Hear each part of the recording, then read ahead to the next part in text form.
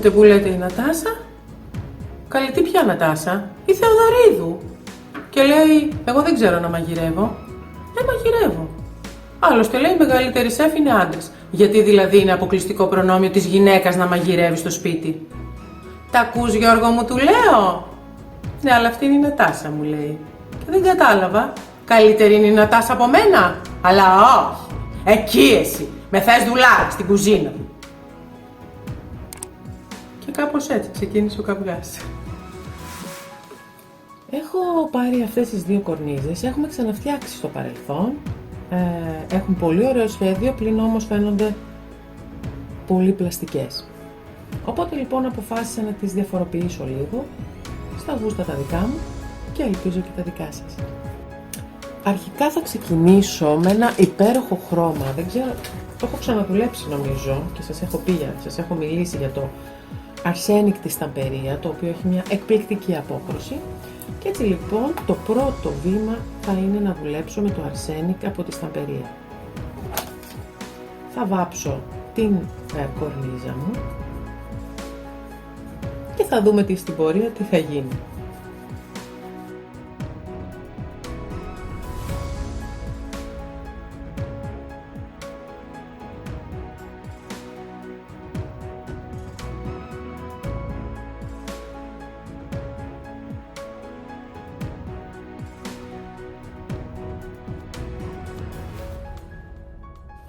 Τελείωσα με το βάψιμο, έχει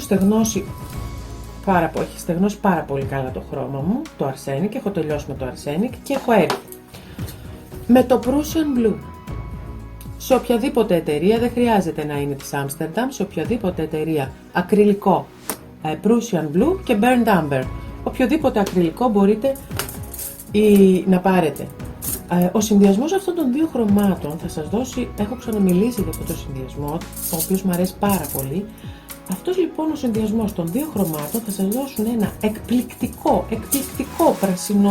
μια πρασινογάλαζη απόχρωση, ταιριάζει απίστευτα με το χρώμα το Arsenic, θα μας δώσει δηλαδή ένα αποτέλεσμα εκτός από πολύ ταιριαστό, εντυπωσιακό. Ταιριάζει πάρα πολύ, δηλαδή θα βγάλει πολύ ωραίο χρώμα στο Arsenic που έχει από κάτω.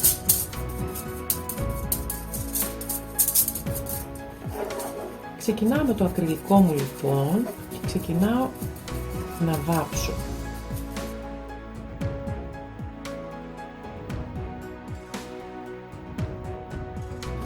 Προσέχω να έχει στεγνώσει το χρώμα μου από κάτω όχι αρκετά καλά, πάρα πολύ καλά, γιατί δεν θέλω να γίνει ανάμιξη του Arsenic που έχω βάλει από κάτω με το ακριλικό που πάω να επικαλύψω. Αυτό είναι πάρα πολύ βασικό, θα σας γίνει ανάμιξη των χρωμάτων και δεν θα σας αρέσει. Συμβαίνει πάρα πολλές φορές, όπως και σε μένα φυσικά όταν βιάζουμε.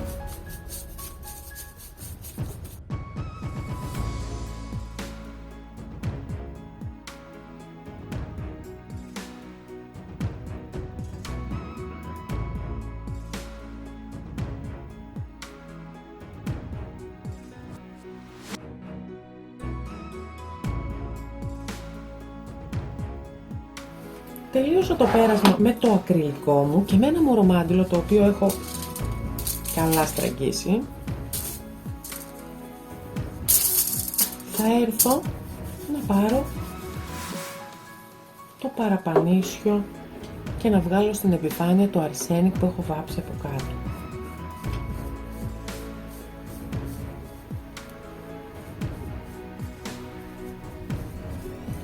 Βλέπετε πόσο τέλεια έρχονται και τονίζονται οι λεπτομέρειες της κορνίζας μας.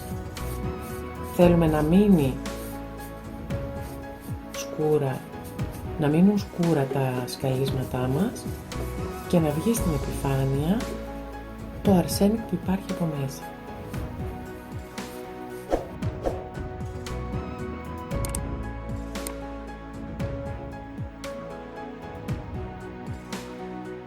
Κοιτάξτε τι τέλεια απόχρωση έχει δημιουργήσει το ακριλικό με το Arsenic.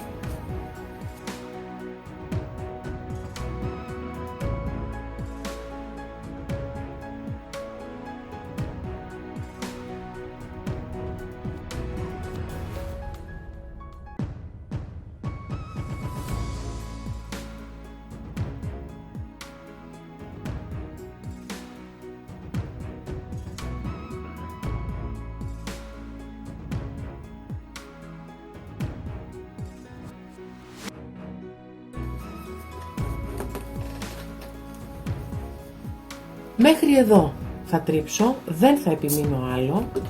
Μου αρέσουν οι σκιάσεις που έχουν γίνει, αλλά δεν τελείωσα φυσικά ακόμα.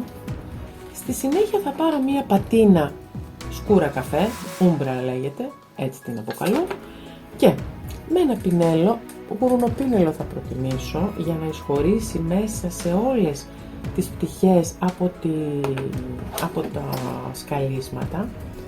Θα έρθω και θα περάσω στα σκαλίσματα, κυρίως με ενδιαφέρει. Στο υπόλοιπο λίγο πιο χαλαρά. Και πάλι θα σκουπίσω την επάνω επιφάνεια, δεν τη θέλω, όμως θα έρθω στις εσοχές που μου έχουν μείνει με την πατίνα και θα έρθω με την υπέροχη Aging Effect του El Greco και θα τα μπρουνάρω.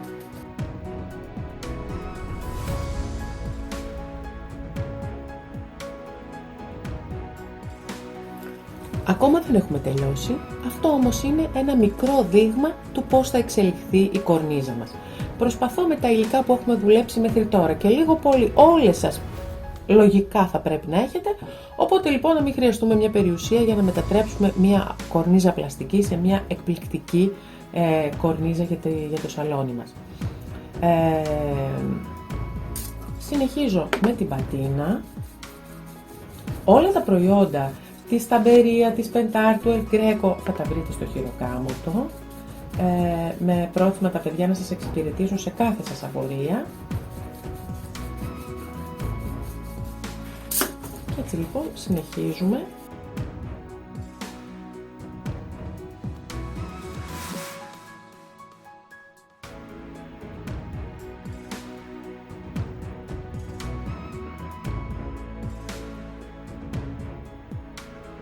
Όλα τα υλικά πάντα δίνουν μια άλλη διάσταση σε ένα χρώμα που μπορεί στην αρχή να μας φαίνεται λίγο αδιάφορο, λίγο όχι γοητευτικό.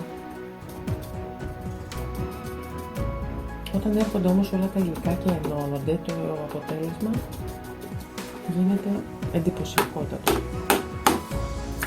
Ωραία λοιπόν.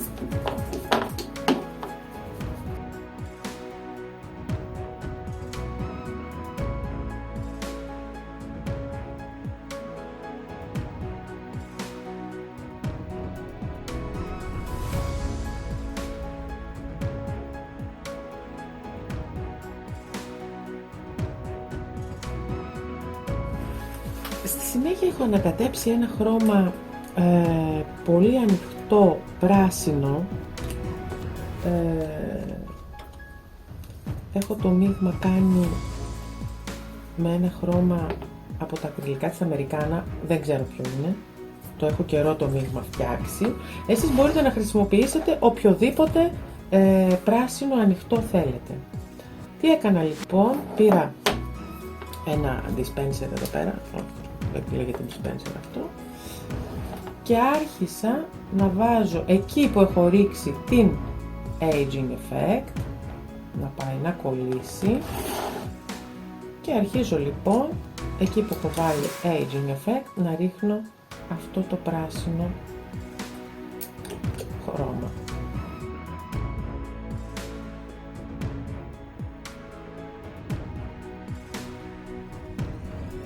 Οπουδήποτε αλλού το χρώμα θα τρέξει και θα φύγει. Εκεί που έχω βάλει όμως το Aging Effect θα μείνει. Γιατί εκεί το θέλω κιόλας, έτσι.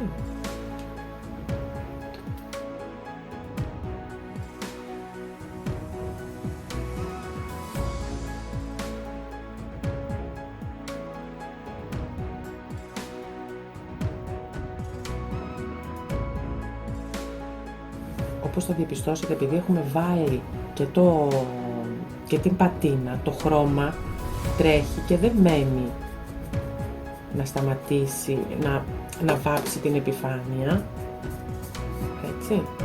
Έχει πάει μόνο λίγο στις εσοχές. Και φυσικά έχει μείνει αρκετό στις γωνίες που χρειαζόμαστε, εκεί ακριβώς που βάλαμε και την Aging Effect μας. Αφού έχουμε φτιάξει την κορνίζα μας και είμαστε ικανοποιημένοι με το αποτέλεσμα, εγώ τουλάχιστον είμαι, έρχεται η συνέχεια με 2 πατίνες από την τσεράντικα της Ταμπερία. Η μία είναι η χρυσή, η κλασική χρυσή της τσεράντικα και η άλλη είναι η μπρονζέ της, γιατί δεν θέλω πάρα πολύ να φαίνεται χρυσό το σκάλισμα. Επειδή λοιπόν η χρυσή έχει αρκετά έντονο χρώμα, θα την ανακατέψω με την μπρονζέ. Και θα έρθω λοιπόν και θα περάσω τις άκρες.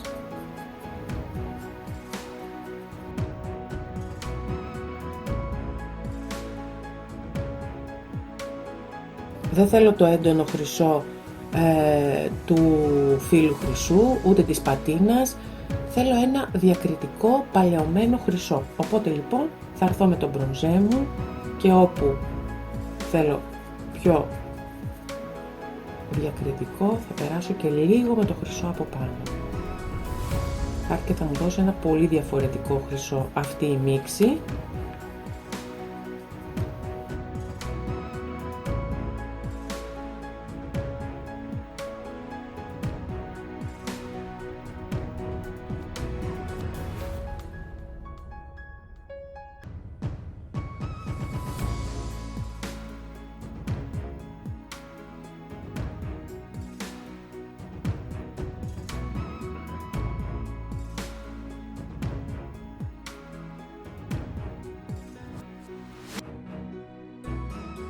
Η κορνίζα είναι έτοιμη. Για μένα είναι ονειρεμένη. Ελπίζω και στο φακό να φαίνεται το τέλειο αποτέλεσμα. Η επόμενη μου κορνίζα έχει άλλη τεχνική και άλλον τρόπο φυσικά. Οπότε λοιπόν θα πάρω το Modern Beige, θα είναι σε εντελώς διαφορετική φιλοσοφία. Θα πάρω το Modern Beige, λάθος. Πρώτα θα πάρω το Beautiful Night. Πολύ ωραία. Και θα περάσω όλη μου την κορνίζα με το Beautiful Night.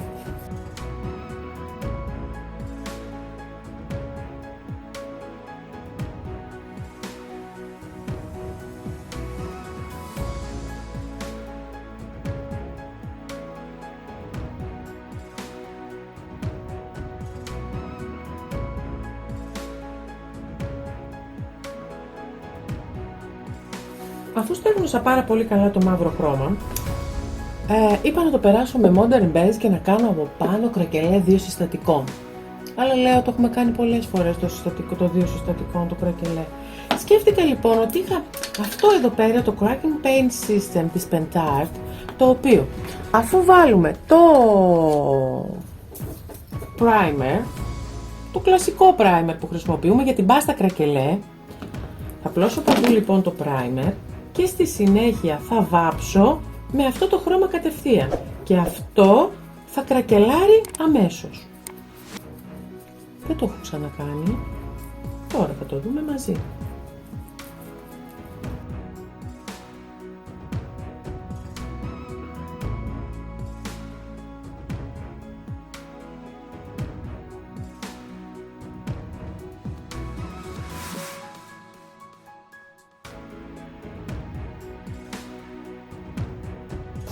Αφήνουμε την κόλλα λίγο να καθίσει και θα συνεχίσουμε με το χρώμα αυτό, το οποίο είναι έτοιμο και θα κρακελάρει από μόνο του. Δεν είναι πάστα κρακελέ, είναι χρώμα, είναι σαν πάστα βέβαια, δεν μπορώ να πω ότι είναι ακριβώς λεπτόρευστο χρώμα, έτσι.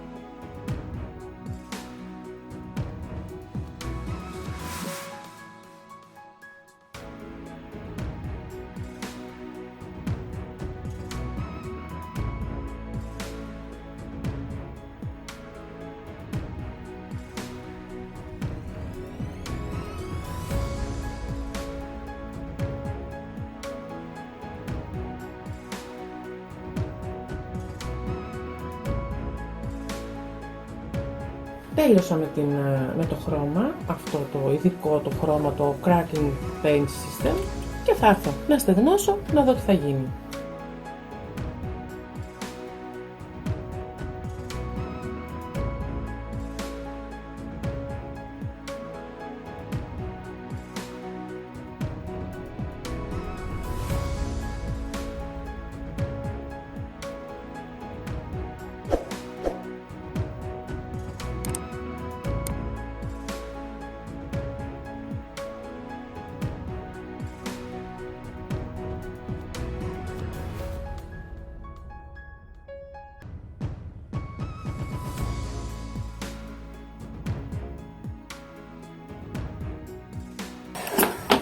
Και ναι, έκανε υπέροχα μικρά σπασιματάκια και είναι όχι ακριβώς σαν την πάστα κρακελέ, γιατί η πάστα κρακελέ μας δίνει έντονα σπασίματα, πολύ χοντρά.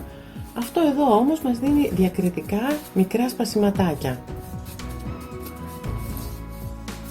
Πολύ τέλειο κατά την άποψή μου, ταπεινή μου άποψη. Και θα έρθω τώρα με τη χρυσή μου πατίνα και αφενός θα χρυσώσω όλες μου τις ακμές, αφετέρου θα δώσω και λίγο λάμψη εκεί στα σπασιματάκια μου. Αυτό λοιπόν με την υπέροχη πατίνα της Ταμπερία.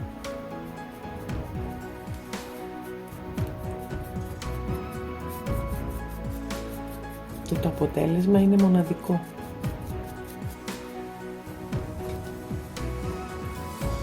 Γιατί έχω το κρακελέ μου και έρχεται από πάνω η πατίνα και δίνει ένα υπέροχο αποτέλεσμα, παλαιωμένο θα έλεγα. Πώς βλέπουμε αυτούς τους πίνακες τους παλιούς που έχουν χαλάσει λίγο από το χρόνο, αυτό ακριβώς έχει.